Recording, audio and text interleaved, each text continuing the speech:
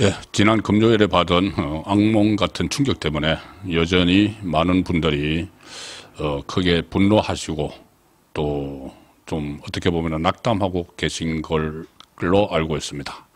저 역시 상당히 충격이 컸고 좀 추스린이라고 또 앞으로 어떻게 선거권의 혼수를 이끌어갈지 방향성을 좀 고민을 하느라고 이틀 동안 방송을 보내드리지 못했습니다.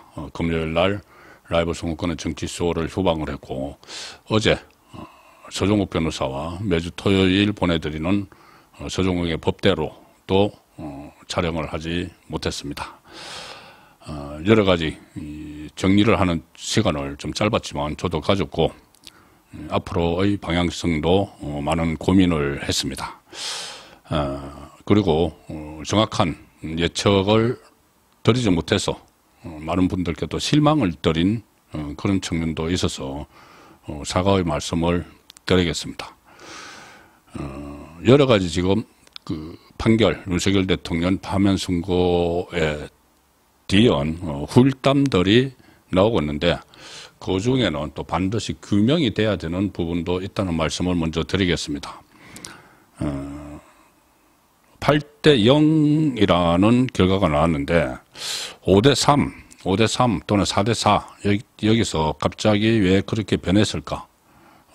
여러 가지 취재, 유튜버들뿐이 아니고 또 국민의힘 안에서 법률가들 그리고 많은 헌법학자들도 이 8대 0 상황은 거의 예상하지 못했습니다.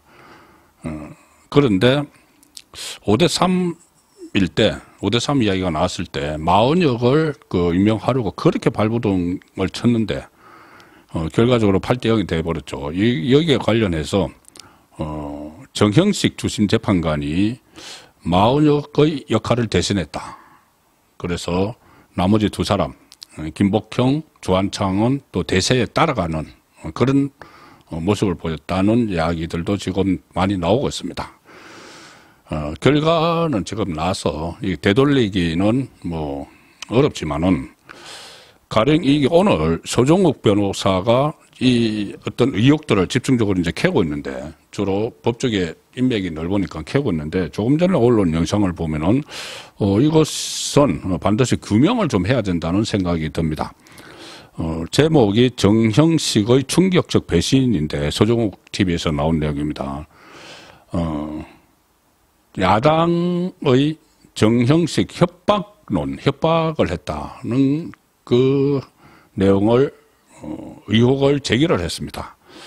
정형식 아들이 얼마 전에 결혼식을 했는데 거기 어떤 축의금 문제 또 아들에 대한 정여세 관련 또 그 아들이 변호사인데 인턴을 받는 과정의 의혹 사건 수임 이런 여러 가지를 서종욱 변호사가 문제 제기를 했습니다. 그래서 야당이 이것을 가지고 일종의 협박을 했을 가능성, 그러니까 약점을 잡았을 가능성을 지금 제기를 했습니다.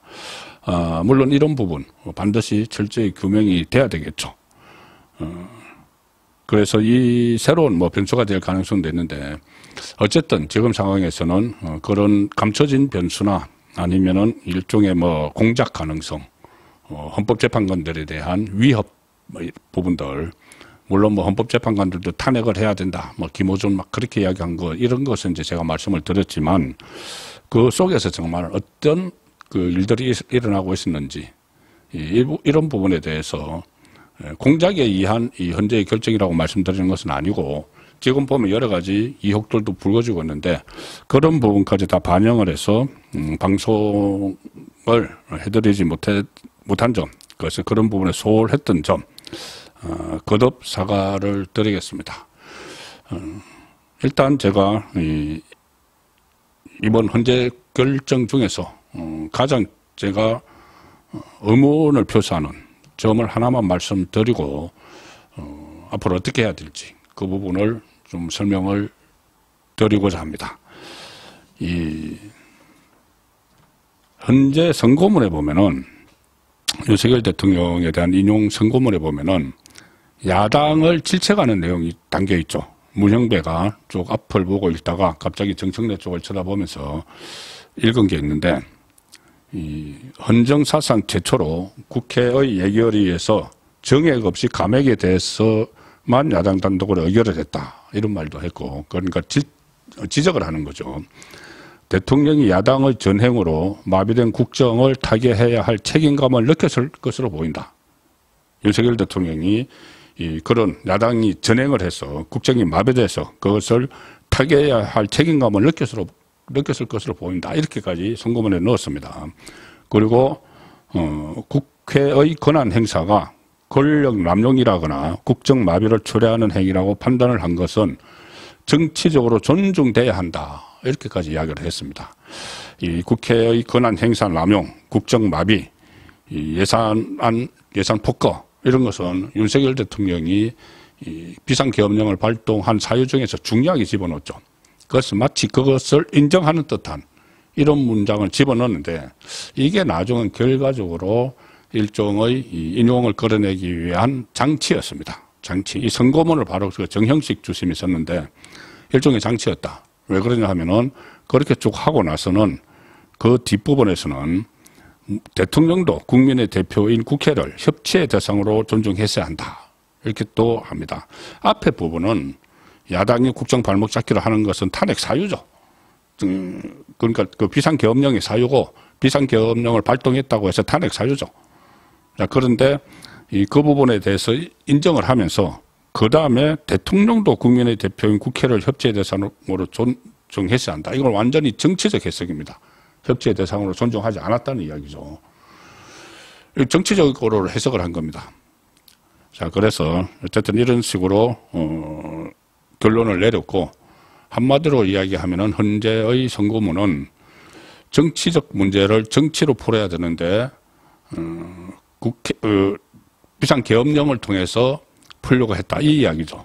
자, 그런데 정치적으로 풀리지 않으니까 최후의 수단으로 윤석열 대통령이 선택을 한 것이고, 그리고 그것도 국민에게 심각성을 알리기 위한 것이다는 것이죠. 정치로 풀릴 일 같으면 정치로 풀렸죠. 이재명의 사법이기 때문에 정치적으로 도저히 안 풀린 겁니다. 자, 그런데 그런 것은 뭐 헌재가 애써 외면을 하고 마치 이 선심을 쓰듯이 일부 헌법재판관 안에서 그 헌재 비상계엄의 정당성을 강조하는 목소리가 있었는지 모르겠지만은 그것을 무마하는 듯한 그런 내용을 앞에다 집어넣고 그 다음에는 윤석열 대통령 책임으로 몰아가 버리는, 어쨌든 이런 결론이 나왔는데, 그 여러 가지 의혹들은 일단 다 밝혀야 됩니다. 그리고 조금 전에 말씀드린 대로 민주당 이재명의 폭거 이런 데 대해서 질책을 했죠. 그 질책을 하면서 윤석열 대통령은 파면을 시켰습니다. 그러면은 윤석열 대통령은 파면됨으로써 책임을 졌는데, 그 민주당 이재명은 어떤 식으로 책임을 물을 길이 없죠. 가령 예를 들어서 전체 처벌 수위가 뭐 한 1부터 10까지 있다고 하면은 윤석열 대통령은 최고 수위인 10의 책임을 져서 파면이 됐는데, 그 중간에 어디쯤에 있어야 될 이재명의 책임은 헌재에서 어떻게 할 방법이 없는 겁니다. 유일하게 이제 할 수 있는 게 민심이죠. 정치인을 민심으로 단죄하는 것은 선거입니다. 선거. 이제 조기 대통령 선거가 어쨌든 이제 시작이 됐습니다. 그렇다면 선거에서 이겨야죠.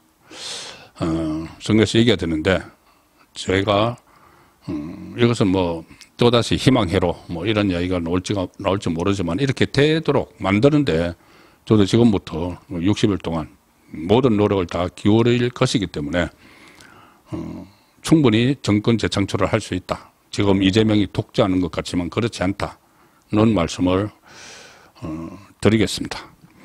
세 가지 정도 저는 충분히 정권을 재창출할 수 있다. 그리고 그것을 위해서 그런 재창출을 할 수 있다고 예상만 하는 것이 아니고 그걸 위해서 재창출을 하기 위해서 저도 모든 노력을 아끼지 않고 모든 노력을 다 쏟아붓겠다는 차원에서 말씀을 드립니다.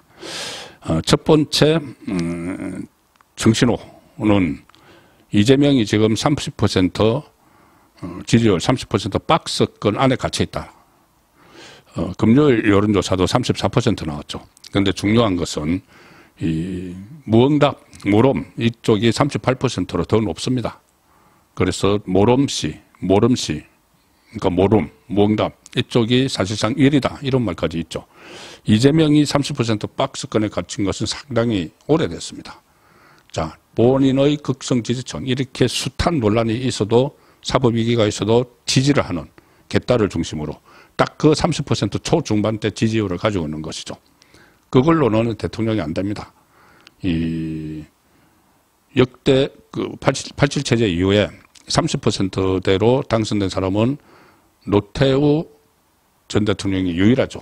그때는 DJ, YS, JP가 다 출마를 했기 때문에 분산돼서 이제 38% 정도로 당선됐지만은, 이렇게 양자 대결 구도 아니면 3자로 가는 데서 이 30%대로 당선된 적은 없습니다. 그렇다고 지금 밖에 나가 있는 40%에 가까운 무응답층이 이재명에게 돌아갈 가능성은 상당히 낮죠. 지금부터 60일 동안 더욱더 사법 위기도 계속됩니다. 재판되고 얼마나 아이러니합니까? 6월 3일이 조기 대선 날짜로 예상이 되는데 6월 3일 이재명은 위정교사 사건 2심 재판에서 결심 공판을 합니다. 딱 같은 날 구형을 때린다는 이야기죠. 검찰이 조기 대선 날 구형을 때리기로 지금 예정을 했습니다. 법원에서.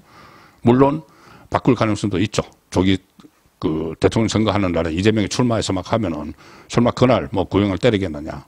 실제로는 뭐 그 법은 법대로 가야 되지만은 어쨌든 그런 아이러니가 있을 정도로 이재명은 여러 가지 이 사법 위기가 있고 그리고 그것 때문에 확장성은 없다. 지금 30% 초중반 유지하고 있는 것이 거의 이 본인이 끌어모을 수 있는 다다. 물론 일부에서 밖으로 나가 있는 일부에서 또 갈 수는 있겠지만은 그걸 이제 차단을 해야 되는 역할이 있는 것이죠. 그 역할 저도 뭐 미약한 힘이지만은 보태려고 합니다. 이재명의 사법 얘기를 계속 이슈로 만들고 또 과거 이재명의 이런 행적들 또 만약에 이재명이 집권을 했을 경우에 어떤 일이 일어날지 이런 부분도 제 유튜브 부분이 아니고 제가 시사 프로그램 종편이나 여러 방송에서 출연을 하니까 그쪽에서라도 그런 위험성을 적극 부각시키는데 그것이 결국은 국민을 위하고 나라를 위한 길이니까는 앞장서려고 합니다. 그런 이재명의 이 박스권에 같이 있다는 것 이것이 하나 정신호고 두 번째 정신호는 8년 전 박근혜 전 대통령이 탄핵돼서 조기 대선이 치러졌을 때와 지금은 분위기가 완전히 다르다는 말씀을 먼저 드립니다. 박근혜 전 대통령은 이 지지율이 뭐 한 자릿수까지 떨어진 상태에서 탄핵 인용이 됐고 조기 대선이 치러졌죠.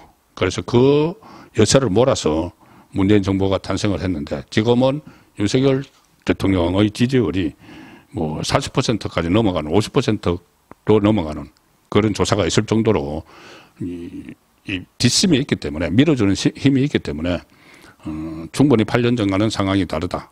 그리고 또 하나 있죠. 8년 전에는 이 유승민이 당을 창당해서 나갔죠. 바른정당을 창당해서 나가서 본인이 직접 대선에 뛰어들었습니다. 그리고 홍준표가 출마를 하고 그때 중도 성향이던 안철수도 출마를 하고 했는데 그때 이 세 사람 홍준표, 유승민, 안철수의 득표율을 다 합하면은 당선된 문재인보다 더 높았죠. 자, 그런데 이번에는 그런 변수가 없습니다. 이 당을 깨고 나간 사람도 없고 그리고 뭐 제3지대에 있는 뭐 이준석 이야기 가끔 하는데 이준석은 이제 존재가 거의 없어진 상황입니다. 지난번 갤럽 조사에서 갤럽 조사는 주관식으로 이렇게 이 자기 대선 주자를 선호도로 묻는데 이준석은 아예 나오지도 않았습니다. 빠져버렸습니다. 이준석. 그래서 그런 유승민 같은 그런 걸림돌이 없다. 이번에는. 자, 그것이 두 번째 정신호고 세 번째 정신호는 저는 새로운 인물이 등장할 가능성이라고 봅니다. 새로운 인물. 자, 지금 10명 이상의 주자들이 지금 움직이기 시작을 했죠. 그런데 이 8년 전에도 사실 9명이 후보를 등록을 했습니다. 그때도 자유한국당 시절이죠. 박근혜 전 대통령이 탄핵되고 나서 9명이 자유한국당 후보로 등록을 했습니다. 홍준표, 이인재, 원유철, 안상수, 조경태, 김진태, 김관용, 김진, 신아무개라는 사람이 있었죠. 자, 이름이 기억이 안 납니다. 어쨌든 이 9명이 후보로 등록을 해서 4명으로 컷오프를 했었습니다. 홍준표, 이인재, 김진태, 김관용 이렇게 4명으로 컷오프를 해서 결국 홍준표가 선출이 됐죠. 자, 이번에도 10명 이상이 뛰고 있습니다. 그러면은 여러 방식을 통해서 충분히 컨벤션 효과를 불러일으킬 수가 있는데 새로운 인물이 또 뛰어들 가능성도 배제를 할 수가 없습니다. 당장 거론되는 인물은 한독수, 지금 대통령 권한 대행이죠. 이 대선이 이제 조기 대선 관리를 하게 되는데 본인이 직접 출마를 해야 된다는 여론도 지금 많이 나오고 있습니다. 그 전에 이 민주당을 상대로 굉장히 파이팅 넘치는 그런 모습을 보여준 적이 있어서 뭐 한독수의 재발견 이런 이야기도 나왔고, 지금 특히 미국과의 통상 문제, 여기서 한독수는 우리 통상교섭 본부장도 지내고 또 미국 대사도 지내고 그리고 국무총리를 지금 2번 지내고 해서는 어떤 국정 경험을 풍부하고 해서 한독수 카드도 거론이 되고 있습니다. 실제 그 전에 8년 전에도 한교안 대통령 권한 대행도 출마 가능성이 상당히 높다고 평가가 됐었죠. 지지율도 일정 부분 나오고 있습니다. 그런데 한독수 대행이 그때는 막판에 포기를 했습니다. 국가적 위기에 대처를 하겠다. 안정적인 국정관리가 필요하다. 공정한 대선 관리를 하겠다. 이렇게 해서 한교안 대행은 그때 포기를 했는데 이번 한독수 대행이 실제 뛰어들지 이런 부분도 어떻게 뛰어들면은 본인이 되는 것도 중요하지만은 일종의 이 매기 효과를 할 수가 있죠. 긴장감을 불어넣는. 자, 그런 부분들도 저도 그런 상황이 조성이 되도록 같이 노력을 하면서 희망을 점점 더 가꿔가는 그 방향으로 방송을 앞으로 진행을 해드리겠습니다. 어쨌든 앞으로 방송 방향은 60일 동안 우파의 정권 재창출을 방향을 잡는데 모든 능력을 쏟아붓도록 하겠습니다.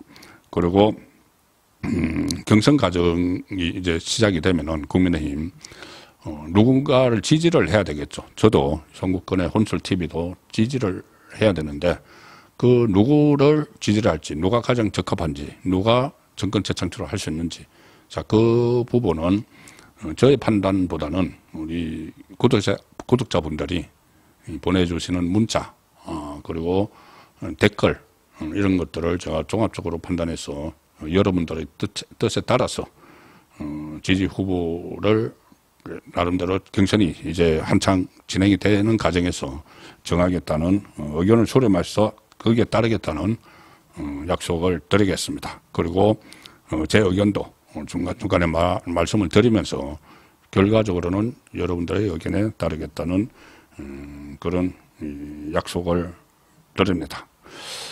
다시 한번 정확한 예측 방송을 해드리지 못한 데 대해서 사과의 말씀 드리고 더욱더 분발하겠다는 약속도 아울러 드립니다. 감사합니다.